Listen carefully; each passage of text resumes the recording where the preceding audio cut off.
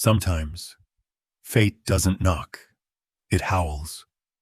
The night the blizzard came down, Helen Parker thought she'd seen her share of loss. 72 years had taught her that life could take everything: your youth, your strength, even the person you love most. But when her granddaughter Lily opened the door to that deadly storm, chasing after a cry in the wind, Helen didn't know she was about to meet a soul that would change everything. Half buried in snow lay a German shepherd, her fur matted with blood, her eyes half closed. Beneath her, pressed against her lifeless body, was a tiny pup, still breathing. Barely. Helen's first instinct was to turn back, but Lily's small hands were already digging, already pleading. And something inside Helen, something she thought had died with her husband, began to stir again. That night, she carried more than a dying pup into her home. She carried the beginning of a miracle. The wind came first, low and restless, like the breath of some ancient beast prowling the ridges. Then the snow began, soft flakes at first, swirling in the lamplight outside Helen Parker's cabin. Within an hour, it thickened into a white wall, erasing the line between mountain and sky, until even the pines seemed to vanish. The storm had found the Rockies again, fiercer than any in years. Inside, 72-year-old Helen moved slowly about the kitchen, wrapping an old quilt tighter around her shoulders. The power had gone out just after dusk. Only the fire gave light now, its glow pulsing over the log walls. A kettle hissed on the stove, but the warmth never quite reached the corners of the room. Every gust of wind pressed against the shutters like a giant's hand, and somewhere in the distance, the forest moaned. In the corner sat 6-year-old Lily, her small hands cradling a mug of cocoa. Her hair, a tangle of honey-gold curls, shimmered in the firelight. She looked up from the window where she'd been tracing hearts into the frost. "Grandma," she said, "do storms get angry?" Helen smiled faintly. "No, sweetheart. They just don't know their own strength." But the storm tonight felt angry to her, angry and familiar. It was the kind of blizzard that had taken Walter. She could still see him in memory, her husband in his forest ranger parka, rope coiled over his shoulder, trudging into a snow-blurred dawn to save a trapped deer on Miller's Creek. He had promised he'd be back before breakfast. He never returned. Every winter since, the sound of wind had carried his voice. Helen stirred the fire, trying to drown out the ache. "Finish your cocoa, Lily. Then it's time for bed." Lily nodded, but didn't move. The wind howled louder, threading through the chimney until the whole cabin seemed to hum. Then, beneath the roar, came something different. A faint, high-pitched sound. It was there and gone like a whisper. "Did you hear that?" Lily asked. "Hear what?" "A cry." Helen listened. Only the storm answered. "It's just the wind," she said softly. But Lily shook her head. "No, it's sad. Like somebody's calling for help." Before Helen could respond, another wail drifted through the gale, thin, broken, halfway between a bark and a scream. Helen's stomach tightened. She knew that sound. An animal in pain. Maybe a fox caught in a trap. Maybe a dog lost to the storm. "No one could survive out there tonight," she murmured. Lily slid off the chair. "We have to help it." "Lily, stop!" Helen's voice came sharper than she intended. "It's too dangerous. You step outside in this, you'll freeze before you reach the fence." "But Grandma, it's crying." Her lower lip trembled. "You always say we should help when we can." Helen's heart squeezed. Walter used to say the same thing. "You can't save everything, Helen, but you can try." She turned back to the fire. pretending not to see the tears glistening in Lily's eyes. "Sometimes helping means knowing when you can't," she whispered. Silence settled between them, broken only by the hiss of the fire and the pounding of snow against the roof. Then came the cry again. Closer this time, raw and desperate. Even Helen flinched. Lily's chair scraped the floor. Before Helen could stop her, the little girl grabbed her red wool coat from the peg, jammed her feet into boots, and darted toward the door. "Lily!" Helen's voice cracked. "Don't you dare!" But the latch had already lifted. A burst of wind exploded into the room, scattering ash and snowflakes across the floor. For an instant, Helen saw Lily's small form vanish into the white fury. "God help me," Helen breathed. She snatched Walter's old parka from its hook, the same one he'd worn that final morning. It still smelled faintly of pine smoke and cedar. Pulling it tight, she plunged into the storm. The cold hit like a physical blow. Air knifed into her lungs, burning. She could see nothing beyond a few feet, just a swirling chaos of white. "Lily!" she shouted, but the wind tore her voice away. Her boots sank deep into the drifts. Each step felt like wading through memory. Through the night she'd waited, praying Walter would walk back through the door. Not again, she thought. Not this time. She stumbled toward the faint outline of the woodshed, using it as her landmark. "Lily!" A small voice answered, muffled but real. "Grandma, over here!" Relief surged through her chest like heat. She pushed forward, snow stinging her eyes. Then she saw the splash of red, the child's coat, half buried near the tree line. Helen dropped to her knees beside Lily, panting, heart hammering. "Are you hurt?" Lily shook her head, eyes wide. "Look!" She pointed toward a shape sprawled in the snow. At first Helen thought it was a fallen log. Then the wind shifted, and she saw the fur, dark, matted, glistening with blood. A large German shepherd lay on its side, flank rising shallowly, ribs exposed. The snow around it was streaked crimson. Helen's breath caught. The metallic scent of blood mingled with gunpowder, a smell she recognized from Walter's hunting days. "Oh, Lord," she whispered. The dog's chest lifted once, twice. Then Helen heard it, the faintest whimper. Lily crawled closer, tears freezing on her lashes. "Grandma, she's dying." "Stay back," Helen warned, but her voice shook. The animal's eyes flickered open, deep amber pools dulled by pain. In them Helen saw not threat, but pleading. And then she saw something else. Movement beneath the dog's body. "Wait! What's that?" Lily brushed snow away, revealing a tiny bundle of black fur, barely larger than a mitten. It whimpered. A frail sound swallowed by the wind. A pup. "Grandma, it's a baby." Helen stared, the mother shielding her child even in death, the snow trying to cover them both. Something inside her cracked wide open. She was back by Miller's Creek, watching Walter break the ice to free a trapped deer. She heard his voice again. "Some lives are worth the risk, Helen, even if it costs you everything." Tears blurred her vision. "We can't," she began, but the words froze on her tongue. Lily looked up, pleading. "Please. We can't leave it. It's so small." The storm roared around them, but all Helen could hear was that weak heartbeat. She reached out, touched the pup's fur, cold, almost stiff. Its breath fluttered once against her fingers. "Walter," she whispered into the snow, "what would you do?" The answer came not from the sky, but from within her own chest. "Save it." Helen gathered the pup in trembling hands and tucked it inside her coat, pressing it against her heart. Warmth met chill, life against death. She turned to Lily. Hold on to me. We're going home."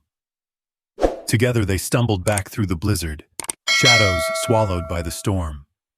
Behind them, the mother dog lay still, half covered by drifting snow. Ahead, a faint glow from the cabin window pulsed like a heartbeat in the dark. Helen whispered into the night, half prayer, half promise. "You'll live, little one.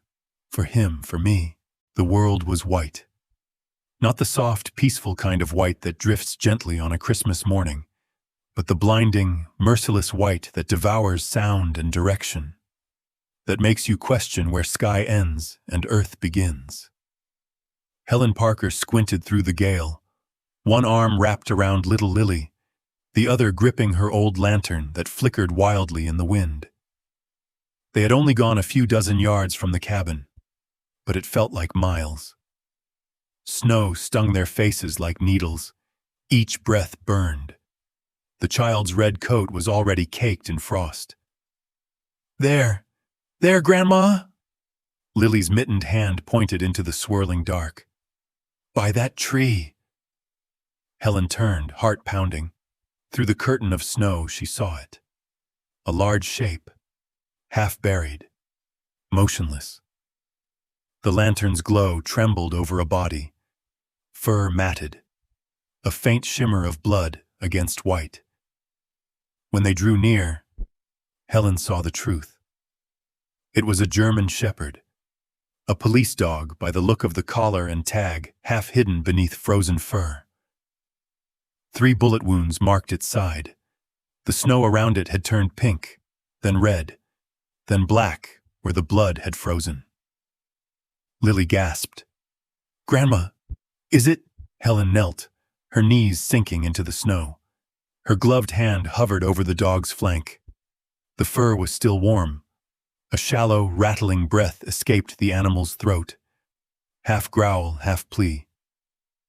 "Oh, you poor brave thing," she whispered. Her lantern light caught the tag. K9, Unit 47. Shadow Creek Police Department. A service dog. A working partner. Someone's hero. And now dying alone. In the storm. The wind shrieked through the trees, scattering powder over them. Helen bent closer. The smell of blood and gunpowder mixed with the sharp sting of pine resin, a scent that hurled her backward in time. For a moment, she wasn't on this mountainside at all. She was back by Miller's Creek, standing on the bank, watching Walter kneel on the ice. The deer had fallen through, thin legs thrashing in the freezing current. "Stay back, Helen," he'd called, voice steady even as cracks spidered under his boots. She had begged him to stop. He had smiled, rope coiled over his shoulder. "Can't watch it die, sweetheart. Not while I can still move." Then the ice gave way. The memory hit her like the wind, sharp, unstoppable. She pressed her hand against the dog's still body, as if touching this creature could somehow reach across years and hold Walter's hand one more time. "Grandma?" Lily's small voice trembled. "What's wrong?" Helen blinked hard. "Nothing, baby. Just help me clear the snow here." Together they brushed away the powder.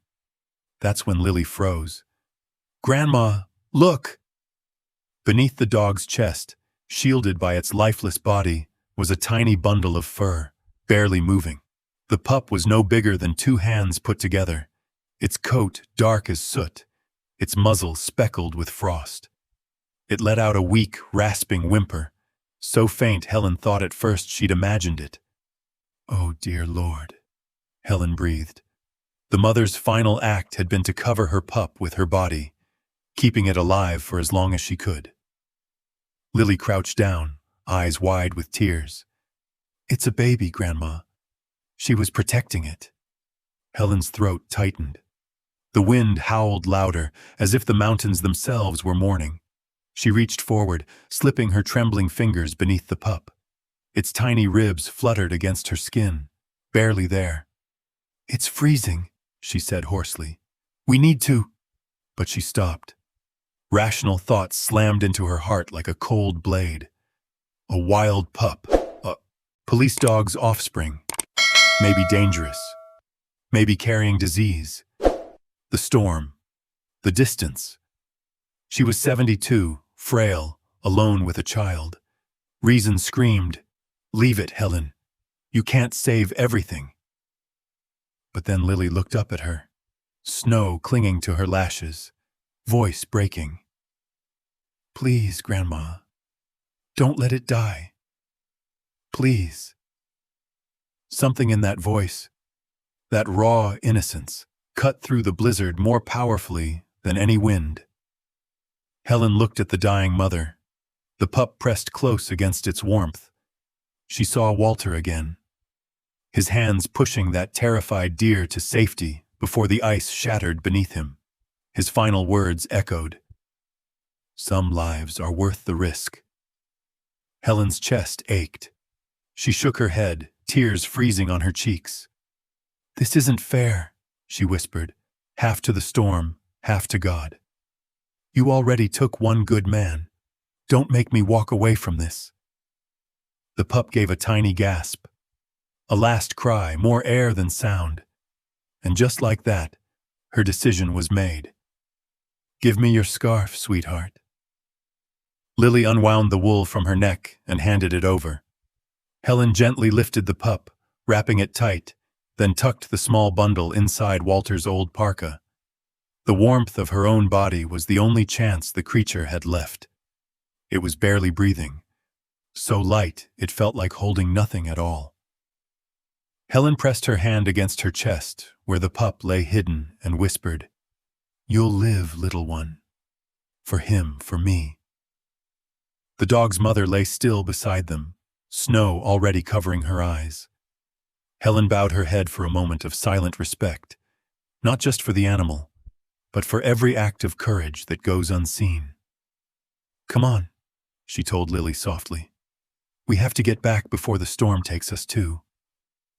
The child hesitated, looking at the lifeless mother. "Will she be okay?" "No," Helen said gently, her voice breaking. "But she did what mothers do. She saved her child." They rose together, the lantern swaying between them. The path back was nearly invisible, their footprints swallowed as soon as they were made. The wind clawed at their faces, tearing tears away before they could fall. Helen focused on the faint orange glow ahead, the cabin's window, flickering through the blizzard. Every step was a battle, her boots sinking deep, her breath coming in ragged bursts. The pup against her heart was still now, frighteningly still. She pressed her hand over it, willing warmth into the tiny body. "Hold on," she murmured. "Please, just hold on." Lily stumbled, and Helen caught her, one arm around the child, the other clutched protectively over her chest. For a moment, she thought of Walter walking into the ice, how he must have felt, that fierce, stubborn love that defied logic. And now, here she was, repeating his story under a different sky. By the time they reached the porch, Helen could barely feel her hands. She kicked the door open, ushered Lily inside, and slammed it shut against the gale. Warm air hit them like a blessing. Snow melted instantly from their coats, dripping onto the wood floor. Helen fell to her knees beside the fire, unbuttoning her parka with trembling fingers. Inside, wrapped in Lily's scarf, the tiny pup shivered, then moved.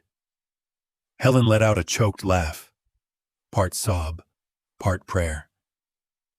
"That's it. That's it, little one." Lily knelt beside her, eyes shining with hope. "Is it going to be okay?" "I don't know yet," Helen whispered, "but we'll give it every chance we can." The storm raged outside, furious and wild, but inside that small cabin, a spark had been lit, fragile, trembling, but alive. Helen looked at the fireplace, at the single flame struggling to grow. "Keep breathing," she murmured to the pup. "Pitch first. The world's not done with you yet." And as the wind screamed against the walls, the little heartbeat under her palm kept fluttering, weak but steady. A promise, perhaps, that even in the coldest of storms, life still finds a way to begin again. The door slammed shut behind them, sealing out the howling storm. But inside the cabin, it was as if death had followed them in. Helen stumbled toward the hearth, clutching the motionless bundle against her chest. Her hands were numb, her breath shallow. Lily hovered close behind, cheeks flushed red from the cold, eyes wide with worry. "Grandma, what do we do?" "Fire," Helen rasped. "We need more fire." Lily ran to the woodbox, dragging out logs too heavy for her small arms. Helen knelt, feeding kindling into the dying flames until sparks flared and caught. Soon, tongues of orange light leapt up, throwing flickering shadows against the log walls. The warmth crawled slowly into the room, but the pup in Helen's arms felt like ice. Its tiny body was limp, the faint rise and fall of its chest barely there. Helen spread a blanket on the floor in front of the fire and laid the pup upon it. Snowmelt dripped from its fur, pooling beneath its head. She grabbed an old towel, rough and threadbare, and began rubbing gently, slow, circular motions over its sides, its paws, its fragile neck. "Come on, little one," she whispered. "Stay with me." The pup didn't move. Helen worked faster, her hands trembling. She stripped off her gloves, pressed her bare palms against the pup's ribs, trying to share her warmth. The cold bit into her fingers, but she didn't care. "Lily, fetch my kettle. There's still hot water in it." Lily brought the kettle, steam rising in thin, ghostly trails. Helen poured a little into a bowl, testing the heat with her wrist. Just warm enough. She soaked another towel and draped it gently over the pup's body. The smell of damp wool and faint smoke filled the air. "Why isn't it waking up?" Lily whispered. Helen's throat tightened. "Because it's very weak, sweetheart. We just have to keep trying." She wrapped the pup in the towel, then tucked it inside Walter's old ranger coat, the same one that had once carried the scent of pine and sun and her husband's laughter. She held the bundle against her chest, rocking slightly, like she used to when Lily was a baby. The fire popped. Outside, the wind roared. Inside, time seemed suspended between breaths. Minutes passed, then half an hour. The pup's breathing slowed, then stopped. For a second, Helen thought she imagined it. She pressed 2 fingers against its side. Nothing. Her world dropped out from under her. "No, no, no, please." She unwrapped the towel, desperate, rubbing harder, blowing warm air into its tiny mouth. "Please, not again. I can't lose another one. Not again." Her voice cracked into a sob. Lily stood frozen by the hearth, tears spilling silently down her cheeks. Helen bent over the pup, pressing her forehead to its damp fur. Memories flooded back. The hospital room after Walter's body was pulled from the creek, the cold hand she couldn't warm no matter how long she held it, the unbearable stillness, the silence. "Not this time," she whispered. "Not this time." She began rubbing the pup's chest again, harder now, almost frantic. "Breathe, damn you! Just breathe!" And then, so faint she almost missed it, a twitch. Helen froze. The pup's paw moved, just a fraction. Then a shudder passed through its tiny frame. A gasp, a sound so small it barely stirred the air. Helen let out a ragged breath that turned into a laugh sob. "That's it! That's it, you stubborn thing!" Lily dropped to her knees beside her grandmother. "He's alive?" "He's trying," Helen said, tears streaming freely now. "He's trying."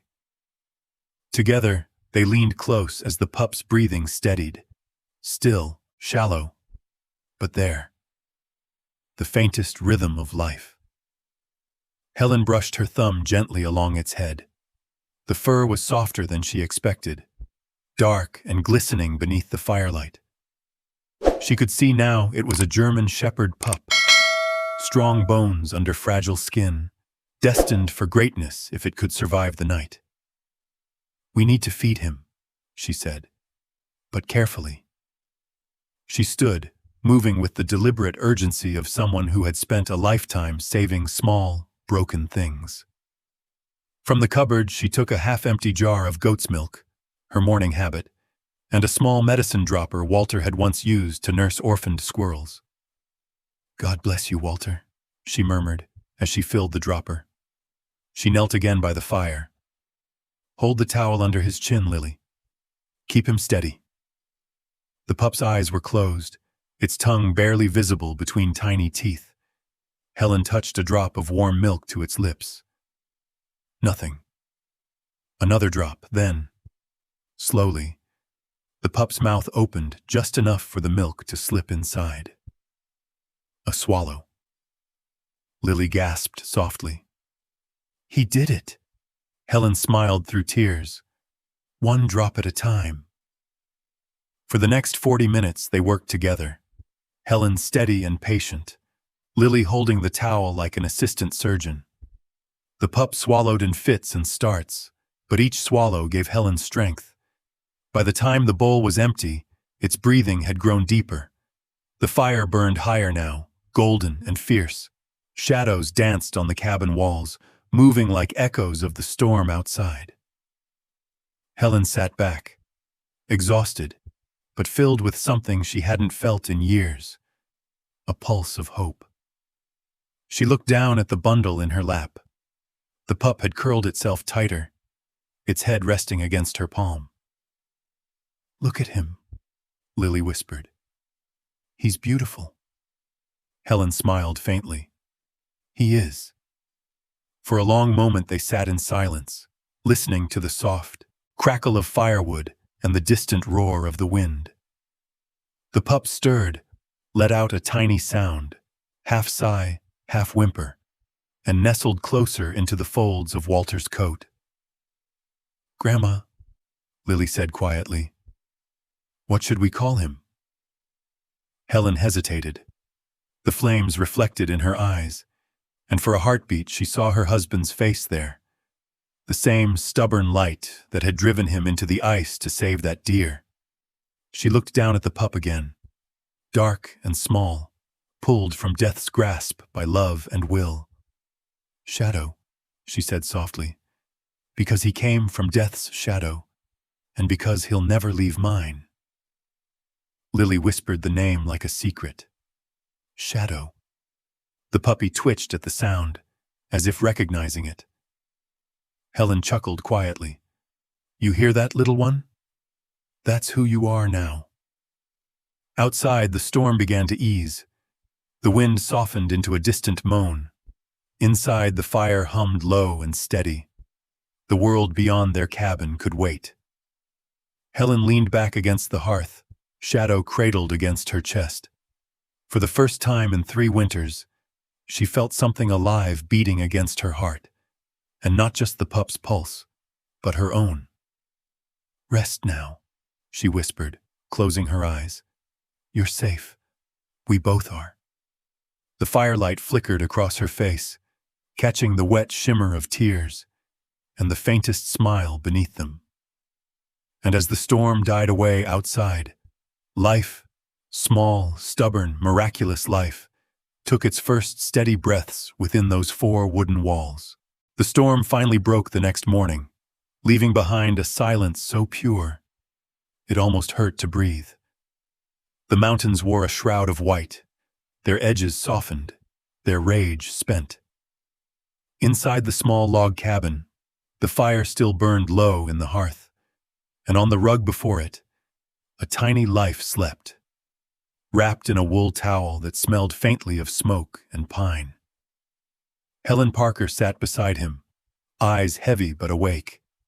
She had not slept in almost 30 hours. Every few minutes, she pressed her hand against the pup's chest, feeling for the faint rhythm beneath her fingertips. Each small rise of breath felt like a gift. "Grandma," Lily whispered from the rocker, her voice raspy from lack of sleep. Is he gonna make it? Helen looked over her shoulder, exhaustion softening into tenderness. He's fighting, sweetheart. That's all we can ask. The little girl nodded and leaned her head against the chair's armrest. Within minutes, she was asleep, her small frame curled up like a kitten. Helen turned back to the fire. Shadows danced along the logs, tracing memories on the walls. Walter's laughter echoing, the clatter of his boots, the way he used to hum old country tunes while sharpening his tools. It felt as though the cabin was breathing again, as though the warmth had returned not just to the room, but to her soul. She looked down at the pup. His fur glistened now, damp but no longer icy. The name she had given him, Shadow, fit perfectly. He was the dark shape of something lost and found again. Days became a rhythm. Morning, fire, milk, warmth. Nights, silence and the soft patter of Lily's feet on the floor when she couldn't sleep. In those early days, every sound mattered. A twitch, a whimper, a breath that came too slow or too fast. Helen kept vigil as if tending a fragile ember she refused to let die. She warmed milk in a pan, tested it on her wrist, and fed Shadow through the dropper, tiny drops, one at a time. Sometimes he swallowed, sometimes he didn't, and Helen's heart would stop for those few seconds until the next breath came. On the 5th day, he opened his eyes. Helen gasped softly. They were cloudy blue, unfocused but alive. Twin sparks of a world reborn. Shadow blinked at her, confused, then let out a sound somewhere between a sigh and a squeak. Lily squealed from across the room, clapping her hands. He looked at you, Grandma. He knows you. Helen smiled. Maybe he does. From that morning on, the house began to change. The heavy stillness that had lingered since Walter's death slowly lifted, replaced by small sounds of life. Lily's laughter, Shadow's soft yips, the scrape of tiny paws across the floor as he learned to crawl. Helen found herself moving easier, her hands steadier. She built little ramps out of firewood for him to climb, set out old rags for him to chew, even laughed when he tumbled nose first into her slipper and barked in protest. At night, Shadow slept on Helen's chest, his tiny heartbeat pressed against hers, steady and insistent, like a promise neither of them understood, but both believed in. She would lie awake for hours, listening to that rhythm, feeling warmth spread through the hollow spaces grief had carved. One evening she caught her reflection in the window, not the tired widow she had grown used to seeing, but someone alive, eyes bright, shoulders straighter. It startled her. She realized she hadn't thought about dying in weeks. By the 2nd month, Shadow could walk, a little clumsy, paws too big for his body, tail wagging like a flag in the wind. He followed Lily everywhere, gnawing on her shoelaces, stealing her socks, curling up beside her when she colored by the fire. When he barked for the first time, Lily screamed with delight. "Did you hear that, Grandma? He's talking." Helen chuckled. "He's got a lot to say, I think." Shadow grew stronger with each passing day.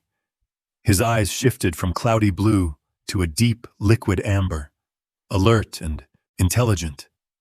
He learned to recognize Helen's voice, to come when she called, to sit when she scolded.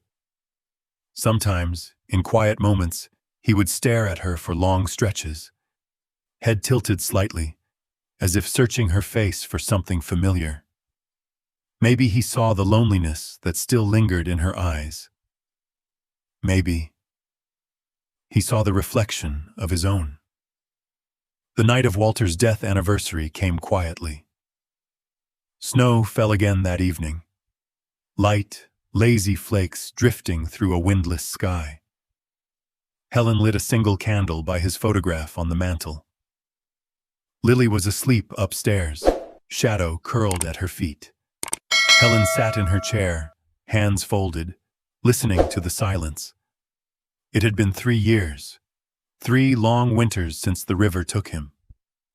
She had thought time would dull the pain. But grief has its own rhythm. Some nights a whisper, some nights a roar. She looked at Walter's picture, that crooked grin, those eyes.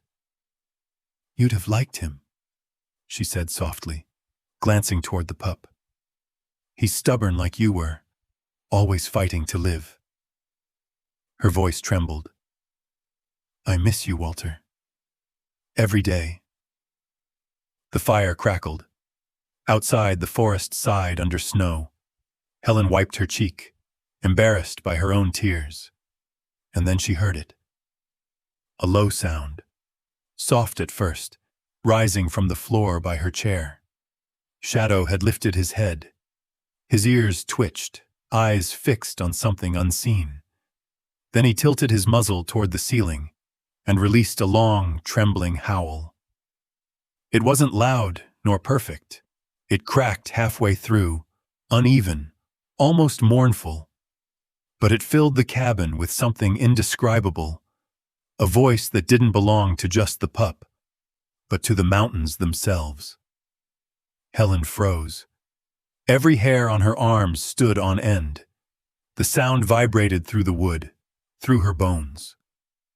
In that fragile, aching tone, she heard something more than instinct. It was as if the animal was calling across worlds, bridging the silence between life and loss. And for a single, impossible heartbeat, she heard Walter's voice inside it. "I'm still here." Helen's breath caught. Tears welled and spilled unchecked. She reached for Shadow, gathering him into her arms. He licked the tears from her face, tail wagging gently, unaware of the miracle he'd just performed. Helen buried her face in his fur, her sobs breaking free. It wasn't grief alone now. It was release. "I know," she whispered against him. "I know you are." Outside, the snow continued to fall, silent, endless, forgiving. Inside, by the flicker of firelight, a woman and a pup sat bound by something neither could explain. The strange, beautiful truth that sometimes love doesn't vanish when someone is gone. Sometimes it simply returns in another form. Helen kissed the top of Shadow's head, still trembling from his first howl. "Good boy," she murmured through tears. "You found him for me." The pup sighed, curled closer against her heart, and the rhythm of their breathing blended into one steady sound, soft, warm, alive.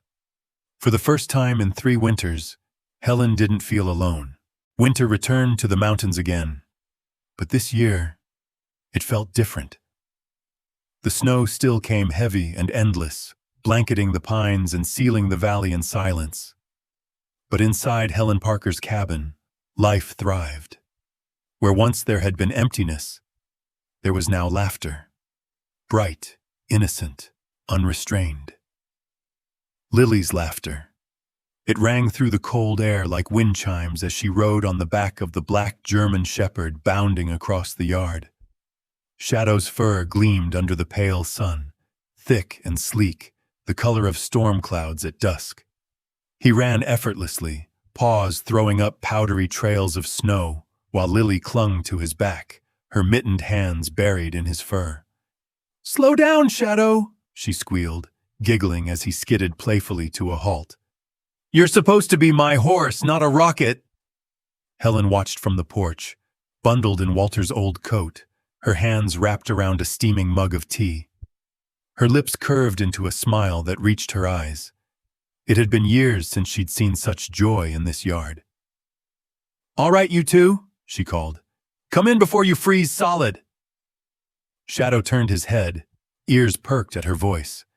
In a second, he was charging toward her, Lily clinging tight, both of them trailing laughter and snow. When they reached the porch, The pup crouched low so Lily could slide off, then bounded straight to Helen, pressing his massive head against her thigh. "Easy, boy," she chuckled, ruffling the fur between his ears. "You're heavier than you know." He wagged his tail, panting happily, amber eyes bright with adoration. Over the past year, Shadow had grown into something magnificent. Not just a dog, but a presence. Nearly 80 pounds of muscle and grace, intelligent beyond measure, loyal to the bone. He understood words, moods, even silences. Sometimes Helen swore he understood thoughts. Yet behind that loyalty, something else lingered. Something primal. She saw it the first time in early spring. She had gone out to fetch firewood and found Shadow crouched near the tree line, his body tense. In the snow before him lay a rabbit, limp, neck broken cleanly. Shadow stood over it, tail wagging, eyes proud. "Oh, Shadow," she whispered. He picked up the rabbit and trotted toward her, laying it at her feet like an offering. His expression was almost expectant, waiting for praise.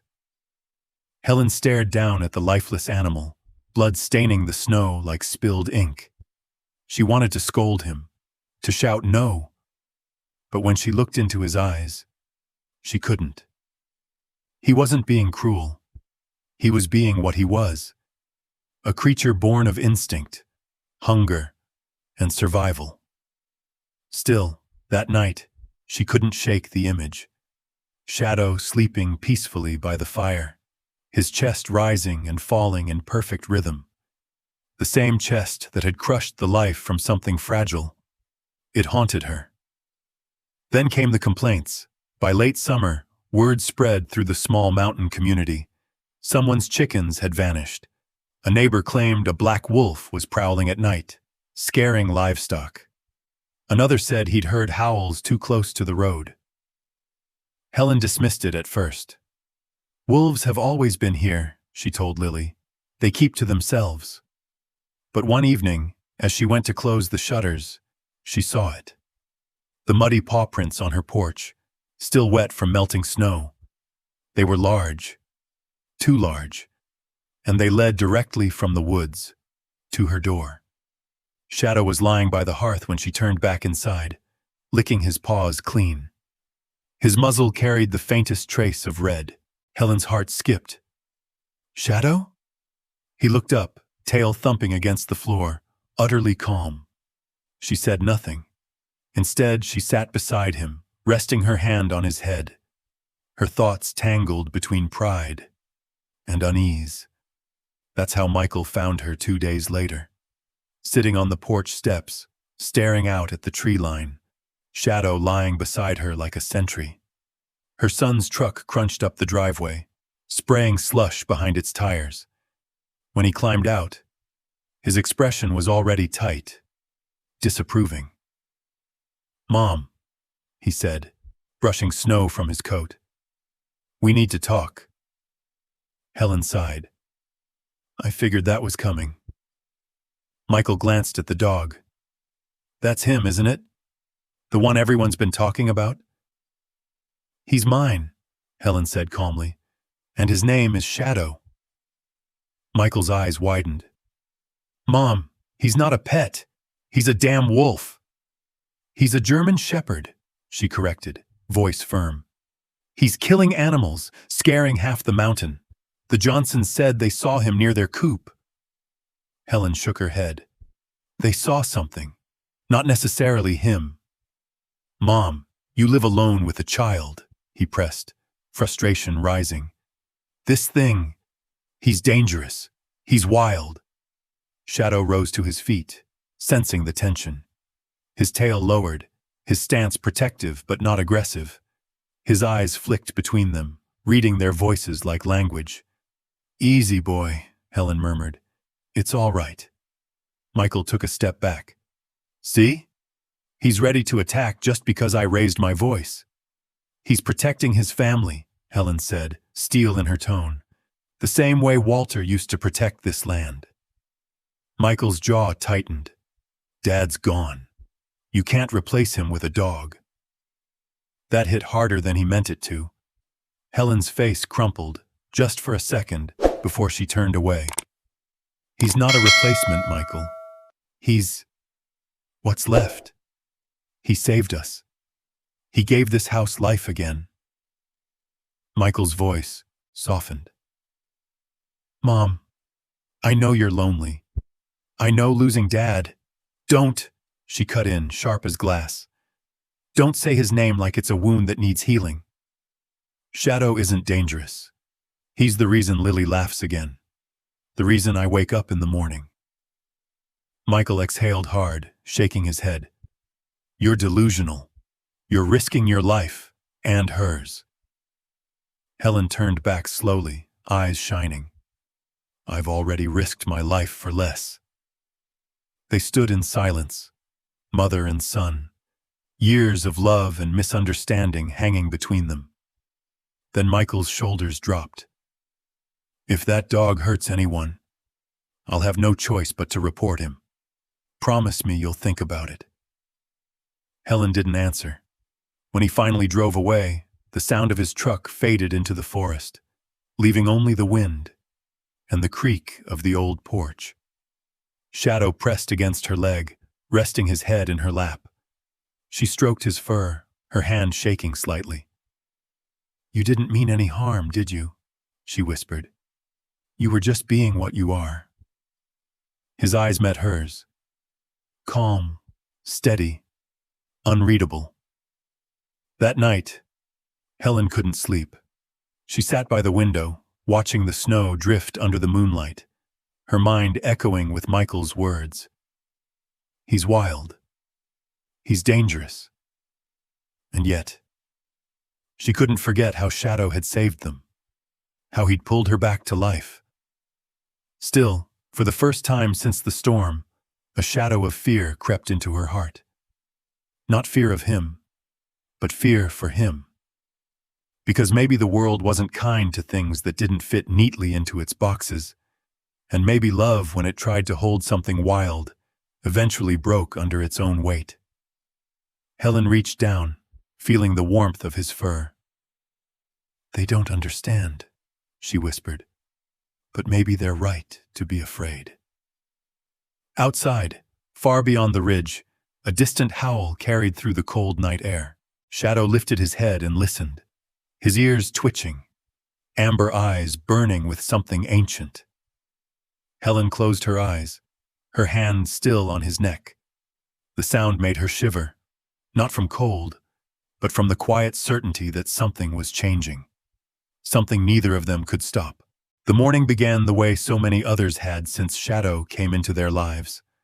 Quiet, serene, deceptively peaceful. Fresh snow blanketed the yard, smooth as silk under the pale winter sun. Lily was bundled in her red coat, a streak of color against the white. Her laughter rose and fell with the rhythm of her footsteps as she chased Shadow between the trees. "Catch me if you can," she shouted. Shadow barked, his deep voice echoing through the valley as he bounded after her. His paws crushed the snow, his fur glinting like black glass in the light. Helen stood by the window inside the cabin, watching them, her heart full and uneasy at once. The morning had that kind of stillness that felt wrong. Even the birds were silent. Helen frowned, leaning closer to the glass.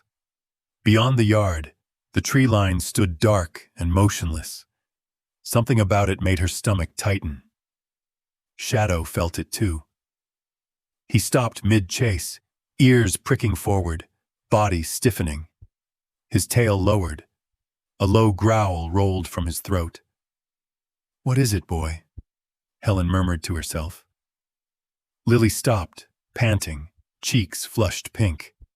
"Shadow?" she called, giggling nervously. "What are you staring at?" But Shadow didn't move. His gaze was fixed on the ridge above the property, a steep, snow-covered slope catching the first morning light. Then Helen saw it, a shape, ghost-like, moving between the trees. At first, she thought it was the wind shifting the snow. Then it came into focus, A lean, gray wolf, ribs visible beneath its winter coat, eyes sunken with hunger. Her breath hitched. "Oh, God!" The wolf was starving and desperate. "Lily!" Helen's voice cracked through the air. "Come inside! Now!" The little girl turned, confused. "Grandma?" That one word, that moment of hesitation, changed everything. The wolf broke from the ridge with terrifying speed, a streak of gray against the white. Its paws pounded the snow, mouth open in a silent snarl. Shadow moved before Helen could even scream. He lunged forward, colliding with the wolf mid-charge. Snow exploded around them. Snarls, growls, the crunch of bodies hitting the ground. "Shadow!" Lily screamed. Helen's legs moved on instinct. She tore the door open, stumbling into the cold. The sound of the fight was unbearable. Teeth clashing, deep snarls echoing through the pines. The two animals were locked in a blur of motion, black and gray, fury and survival. The wolf lunged for Shadow's throat. Shadow twisted, jaws snapping. The sound of tearing fur and flesh made Helen flinch. Snow flew in every direction. Shadow bit down hard on the wolf's shoulder. The wolf yelped, twisted, clawed at his side. Red splattered across the white, stark and horrifyingly bright. Lily was crying now. "Grandma, help him!" Helen couldn't breathe. She wanted to run forward, to pull them apart, but she knew she'd be no match. "Shadow, stop! Come back!" But Shadow didn't hear her. He was no longer the gentle companion who slept by the fire. He was pure instinct, fierce, primal, unstoppable. He fought not out of rage, but out of love. Love that had teeth and blood and no hesitation.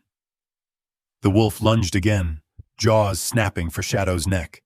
Shadow met it head on, their bodies slamming into the snow with a thud that echoed through the valley. The wolf's snarl turned into a choked gasp. And then, silence.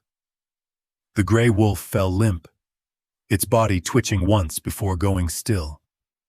Helen's knees nearly gave out. She clutched her chest, gasping, the taste of metal in her mouth. Shadow stood over the fallen predator, sides heaving, steam rising from his wounds in the cold air.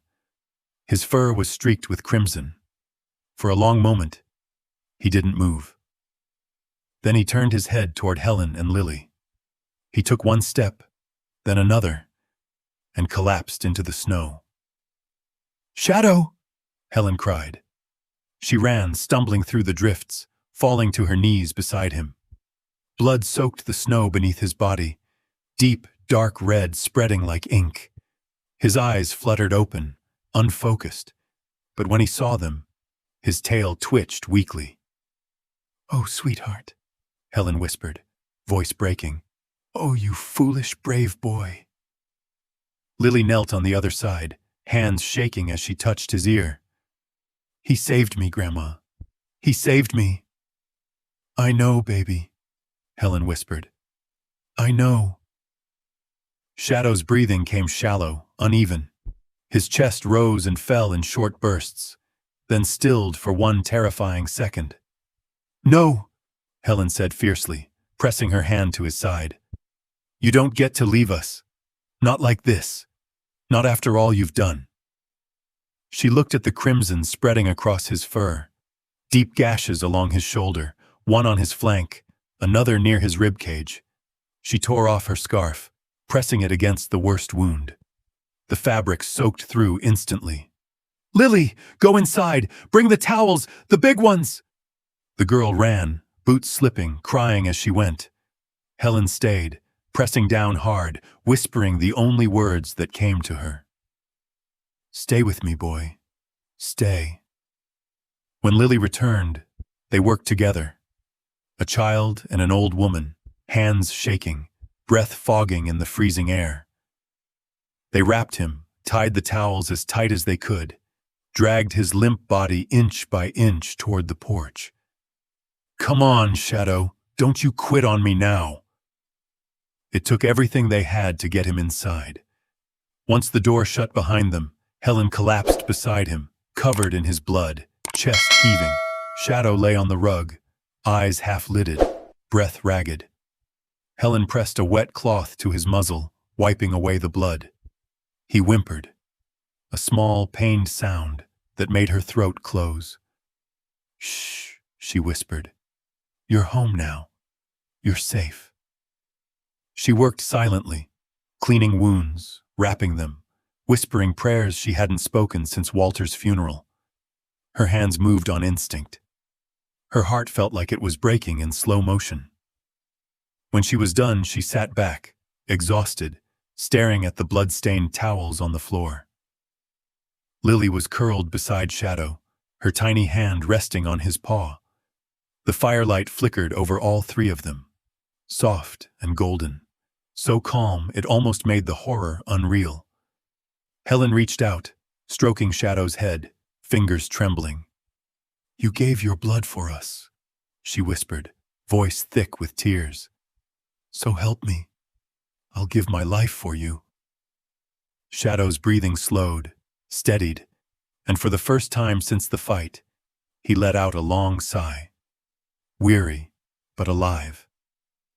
His eyes met Helen's, full of pain, yes, but also something deeper.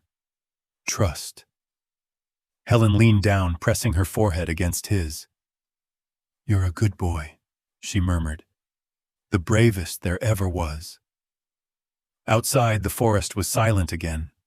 The wolf that had come hungry had met another kind of hunger. The hunger to protect. And inside that small cabin, amid the smell of blood and firewood and tears, a bond was sealed that no fear, no warning, no world could ever break. Spring crept slowly down from the peaks that year, softening the sharp edges of winter. The snow on the ridge began to melt, revealing patches of dark earth and the first brave sprigs of green. The mountains exhaled.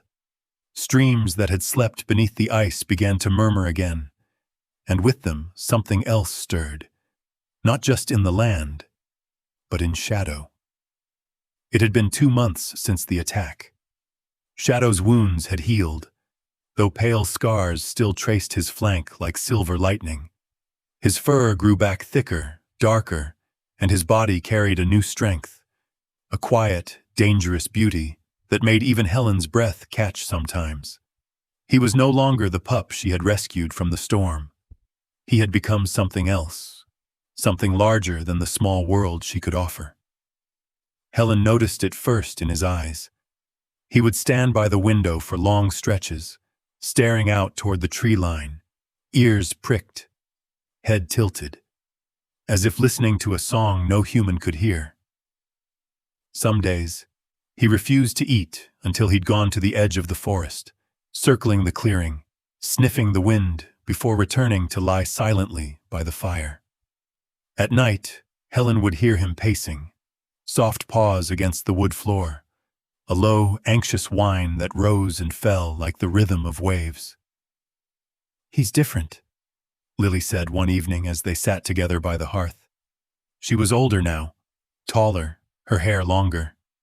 "He doesn't play like he used to." Helen smiled faintly, though the ache behind her ribs had grown familiar. "He's growing up, sweetheart. Even animals have to find who they are." "But he has us," Lily said softly. "He doesn't need anyone else." Helen wanted to believe that.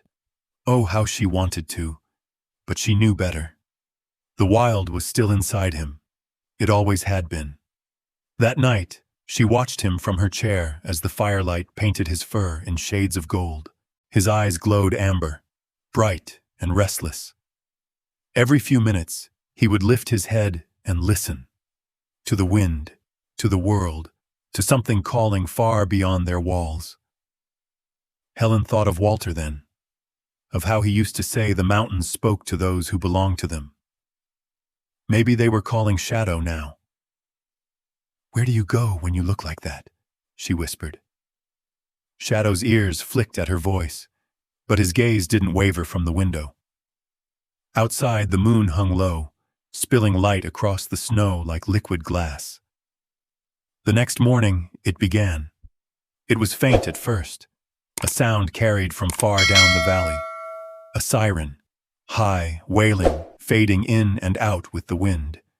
A sound Shadow had never heard since he came to this mountain, yet somehow recognized. He froze. His head jerked toward the open window, every muscle going taut. Then he let out a low, trembling whine, something deep, primal, ancient.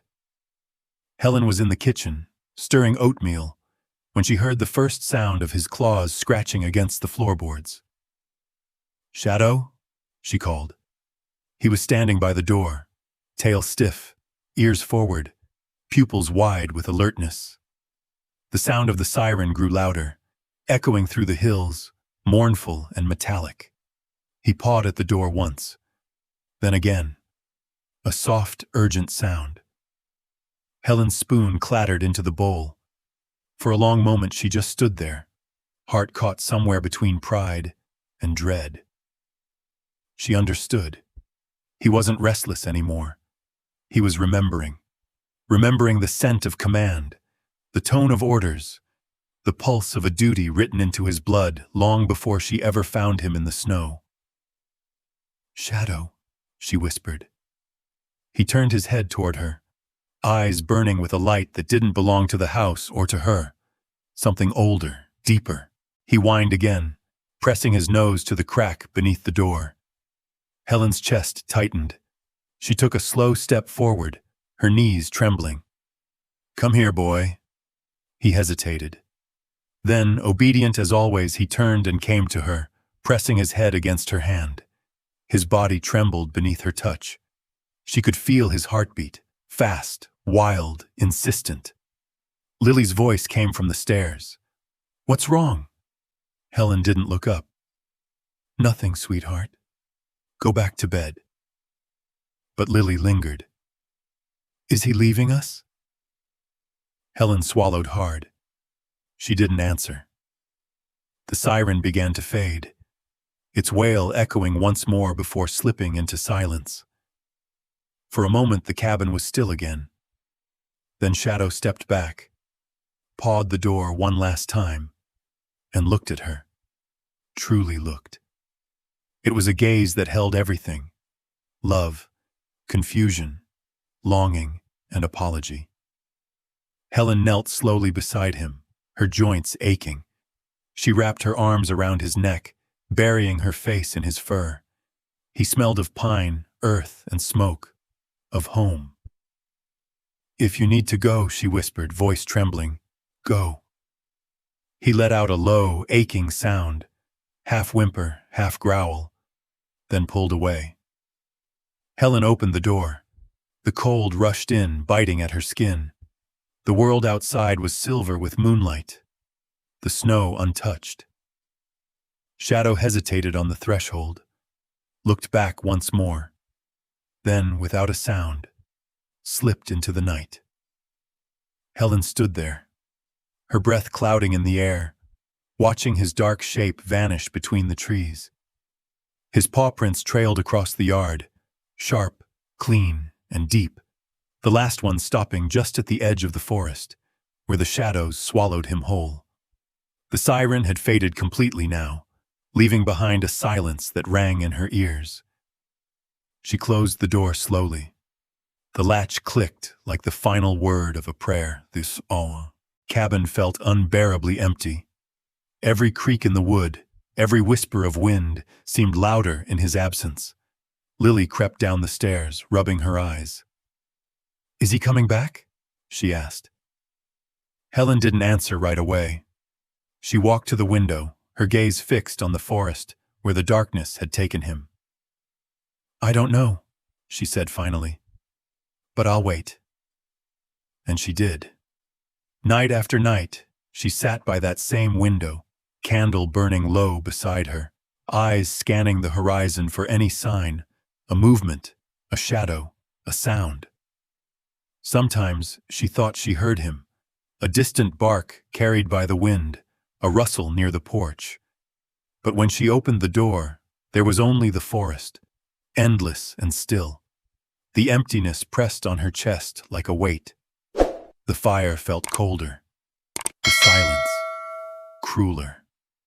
But every evening, she lit a candle anyway and whispered the same words before the flame. "Find your way home, Shadow." Outside, the snow fell quietly, covering the paw prints one by one, until they were gone. The third morning broke gray and brittle, a cold mist rising from the valley like breath from a sleeping giant. Helen hadn't slept in 3 nights. Her chair by the window was still warm from her vigil. A candle burned down to its final inch beside her. Lily had stopped asking after the first day. Children understand absence differently. They tuck hope into corners, keep it alive in drawings and whispered prayers. On the kitchen table lay one of those drawings. A crayon picture of Shadow standing in front of the cabin. A stick figure, Lily, by his side, both smiling beneath a blue sky. Helen couldn't bear to look at it. She was pouring hot water over tea leaves when the sound came. Faint, distant, but unmistakable. A bark, then another, then many. She froze, cup halfway to her lips. The chorus grew louder, echoing off the valley walls. It wasn't random barking. It was coordinated, sharp, rhythmic. She knew that sound. Lily came running down the stairs, her face bright with sudden hope. "Grandma, is that—" Helen didn't answer. She set the cup down and moved to the door, her hands trembling as she reached for the latch. The wind carried it now. A flurry of voices, human and canine. Then, out of the mist, dark shapes appeared, moving in formation down the snow-covered road. Dogs, at least 4 of them, sleek and strong, their movements synchronized. And among them, leading the way, was a figure Helen would have known anywhere. Shadow. He was larger somehow. Or maybe it was the confidence, the power in his stride. His coat shimmered black as night, the faint scar along his shoulder catching the light like a badge. His tail lifted high, his posture commanding. The other dogs followed him as if they had always known to. Lily burst past Helen, yelling, "Shadow! Shadow!" The sound cut through the air like sunlight through clouds. Shadow's ears perked, and his head snapped up. In an instant, he broke formation, bounding through the snow toward them. He hit Lily like a wave of fur and joy, knocking her backward into the snowdrift. She squealed with laughter, hugging him fiercely as he licked her face, tail wagging furiously. Helen stepped out onto the porch, one hand gripping the doorframe for balance. Her breath came unevenly. From behind the group of dogs came 2 men in uniform, bundled in winter gear, rifles slung across their backs. The taller one stopped dead when he saw the black shepherd. His mouth fell open. "Holy hell," he whispered. "Shadow? That's our boy." Helen blinked. "Your boy?" The man nodded, stunned. "Ma'am, I'm Officer Jacobs, Calgary K-9 unit. This dog, he went missing last winter during a raid up north. There was a snowstorm. We thought he was gone for good." The second officer, younger with tired eyes, knelt beside Shadow, running his hand over the dog's neck, finding the faint indentation where a collar once was. "We looked for weeks," he said softly. "There was blood in the snow. We assumed." He trailed off, shaking his head. Helen's world tilted slowly, the words sinking in like snow into thawing ground. "He was a police dog." "Yes, ma'am," Jacob said. "A damn good one. Trained in search and rescue. He saved 3 lives before that storm hit. We called him Shadow because he'd vanish into the white and come back leading the lost." Helen's hand went to her chest. The air left her lungs in a single, shuddering breath. A soldier, she thought. I've been raising a soldier who lost his way. She looked at him, tum-tum. The dog who had slept on her chest, fought off a wolf, bled for her family. The pieces fell together with heartbreaking clarity. He wasn't wild. He was trained. He had simply followed his last command, survive. Lily looked up from where she still held him, her voice trembling. He's not leaving, right, Grandma? He's home. Helen opened her mouth, but no words came. Her throat burned. Officer Jacobs stepped closer, removing his gloves.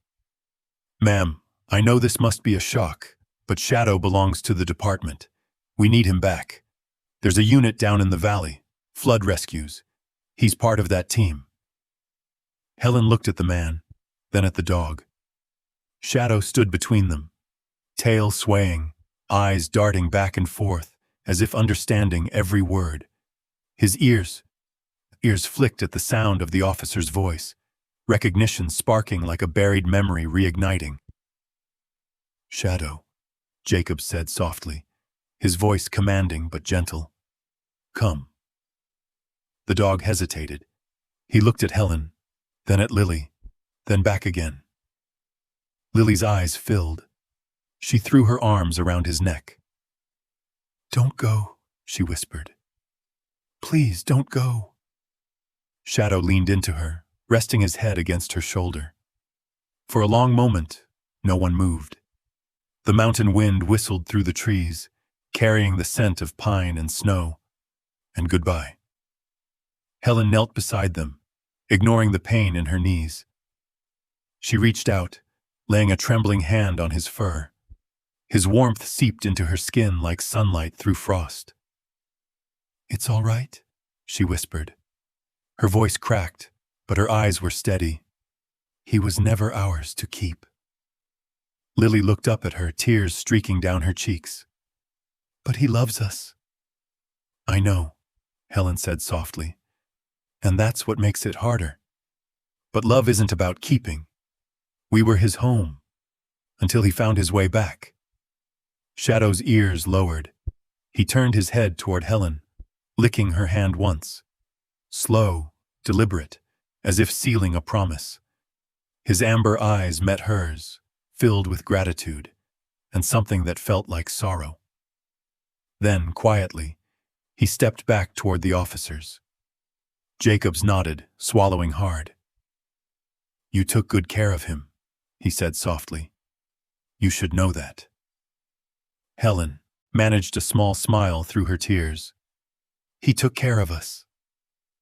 Shadow barked once, sharp, clear, echoing across the snow.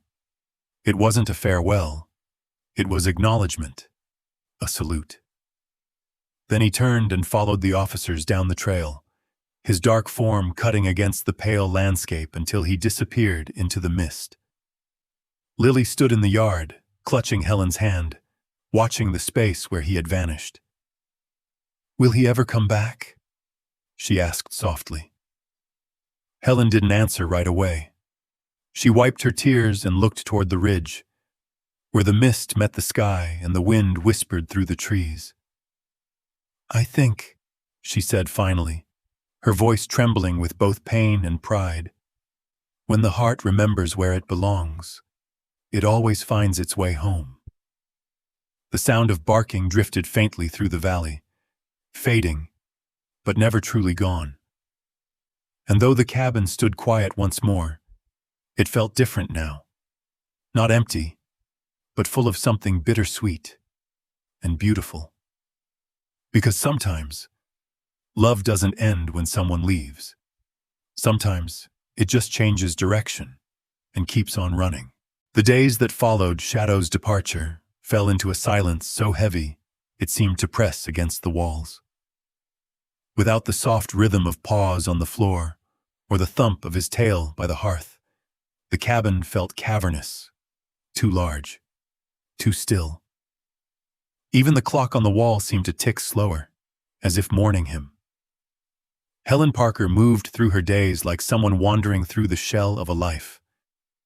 She kept busy at first, sweeping, cooking, tending to small things that didn't need tending. But the quiet always came back, like a tide returning to drown what little noise she made. Shadow's collar rested on the mantel beside Walter's photograph.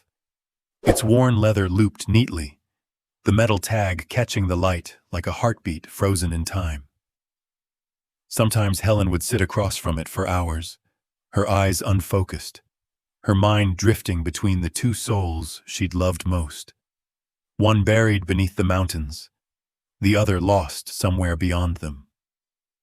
Lily, ever the gentle light in her grandmother's fading world, drew pictures every day. She used the crayons Shadow had once tried to eat, sketching him in all the ways she remembered, bounding through snow, sitting by the fire, standing tall beside her. She taped them to the wall until the cabin looked like a gallery of memories. "This way," she said one morning. "He'll see them when he comes back." Helen smiled faintly. "I'm sure he will, sweetheart." But as spring turned to early summer, the waiting became harder. The mornings came later, her body slower to rise. Her hands, once steady from years of care, now trembled when she held her teacup. Sometimes she forgot to eat. Sometimes she found herself standing in the middle of the room, unsure why she'd walked there. And sometimes, when the evening wind carried distant howls from the ridge, her heart would race with a hope she couldn't bear to feel, only for the sound to fade, leaving her emptier than before. She didn't tell Lily that she'd begun to tire more easily, that her right hand sometimes felt numb, that words slipped away when she tried to speak them aloud. She didn't want to worry the girl. Children should keep their innocence, she thought. They shouldn't have to watch life fade. Instead, she told stories. Each night by the fire, Helen would tell Lily tales about Walter's ranger days, the rescues, the storms, the way he used to talk to the trees as if they were old friends. And when she ran out of those, she told stories about Shadow. "He had the heart of both worlds," she said softly one evening. "The wild and the gentle. That's what made him so rare." Lily leaned against her, eyes half closed. "He's still out there, Grandma. Maybe helping people like before." Helen smiled, brushing a strand of hair from the girl's forehead. "Maybe he is." But deep down she felt a heaviness growing, a slow pull, like the earth calling her back. She had been strong for so long, carried through by purpose. But now, with Walter gone and Shadow beyond her reach, that purpose flickered like a dying flame. One morning in late July, the sun rose bright and merciless, flooding the valley with gold. Helen woke early, despite her aching joints, determined to tend the garden. It had been Walter's garden once. Rows of tomatoes, beans, and wildflowers that had somehow thrived in the thin mountain soil. Lily was still asleep upstairs when Helen slipped outside, the screen door creaking softly behind her. The air smelled of earth and pine. The mountains were quiet. She could almost believe everything was at peace. She knelt in the dirt, pulling weeds with slow, deliberate care. Her hands, weathered and spotted, still knew what to do. The rhythm of it was comforting. Tug, shake, toss. The same rhythm she'd used to steady herself through every storm of her life. But when she reached for the next weed, something inside her shifted. It wasn't pain at first, just a strange sensation, like a string snapping deep within. Her right arm went heavy, her fingers refusing to close. The world tilted slightly, her vision narrowing to a tunnel of blinding light and soundless air. She tried to speak, to call out for Lily, but her mouth betrayed her. No sound came, only a breath, shallow and terrified.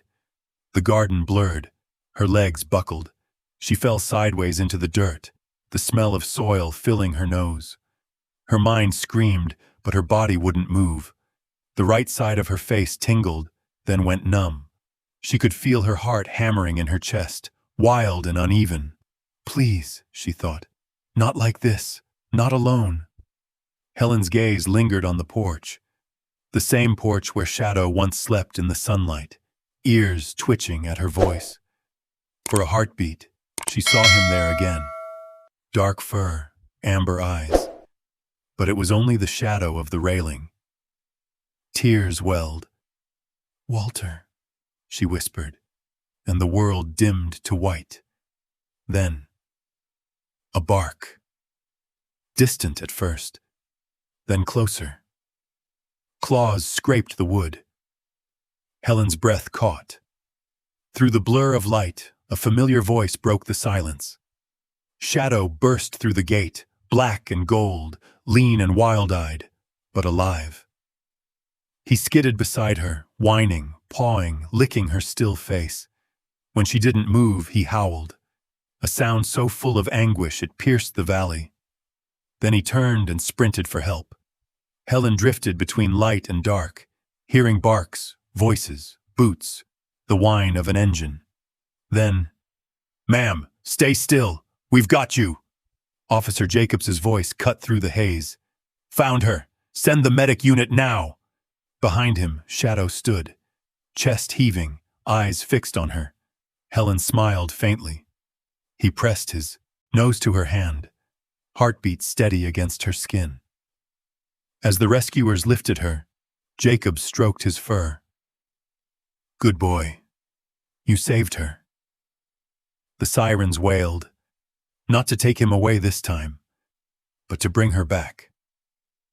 Their eyes met one last time before the doors closed. "Thank you," her lips formed, and the world faded into light. The hospital days blurred, white walls, slow healing, whispered reassurances. Helen Parker, 72 and stubborn, learned to walk again, to speak again, each word rebuilt like a cabin after a storm.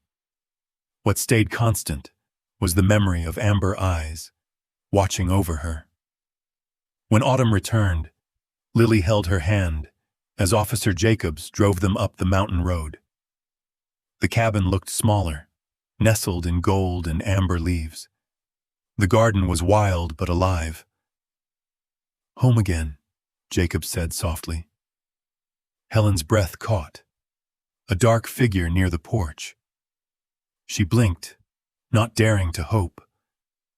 Then it lifted its head. Shadow. He stood at the edge of the yard, silver streaking his fur, scars glinting like metals. "Grandma!" Lily gasped. "It's him!" Helen stepped from the car, cane trembling in her hand. Shadow waited, reading her as always. When she opened her arms, he came, bounding, joyous, pressing his great head against her knee. Helen sank down, holding his face. "You came back," she whispered. "You really came back." He licked her tears as Lily wrapped her arms around him, laughing through sobs. Then Helen saw movement among the trees. 3 small shapes, black and gray, tumbling forward, followed by a sleek, silver-coated female shepherd. Helen's breath caught again. Shadow turned toward them, proud. "Your family," she whispered. The female, Luna, Helen decided, watched quietly, cautious but calm. One brave pup padded closer, head tilted. "They're beautiful," Lily murmured. "They're free," Helen replied. Jacob stood on the porch, awed. "Never seen one like him," he said softly. "He's both." Helen smiled. "He always was." Shadow pressed close beside her, the restless wildness in him now replaced by peace. "You did it, boy," she said, stroking his head. "You found your place." Luna brushed her nose against Helen's sleeve before returning to her pups. Helen's heart swelled. "You're both welcome here," she said softly. But she knew. Shadow's head lifted toward the ridge. A distant howl rose on the wind, long and wild. Luna answered. The pups wagged their tails. Helen touched his face one last time. "You're free, my boy," she whispered. "You always were." He didn't leave at once. He looked at her, memorizing her scent, her touch. Then he pressed his forehead against her knee, a silent thank you, and turned toward the trees. The family bounded ahead through leaves and light. At the clearing's edge, he paused, looked back once, and vanished into the wild. That night, after Lily had gone to bed, Helen sat by the window, wrapped in a blanket, the fire's glow warm against the falling snow. She listened. The creak of the cabin, the whisper of pines, and then, faintly, a howl. Another joined it, then more, rising and falling through the valley, wild, yet joyful. Tears slid down her cheeks, but she smiled. "Love isn't about keeping," she whispered to the mountains. "It's about letting come back." Outside, snow drifted softly, and on the ridge a dark silhouette stood. Shadow, sentinel between worlds, breath silver in the moonlight. Helen closed her eyes to the sound of his distant call, a promise echoing through the mountains. Forever. Some stories remind us why we fall in love with dogs in the first place. Not just for their loyalty or courage, but for the quiet, wordless love they give us when the world feels cold. German shepherds, especially, seem to carry an old soul inside them, brave enough to face the storm, gentle enough to heal a lonely heart. Helen's story isn't just about survival. It's about how love, even from a creature that can't speak our language, can bring light back into the darkest corners of life. If you've ever looked into your dog's eyes and felt that same unspoken bond, you already know what I mean. And if you'd like to deepen that connection, there's a beautiful resource I've been exploring. Something that helps you understand your dog's emotions and instincts on a deeper level. You can check it out if it feels right for you. No pressure. Just something I thought you might love. Because sometimes the best way to honor their loyalty is to learn how to love them back in the way they understand best.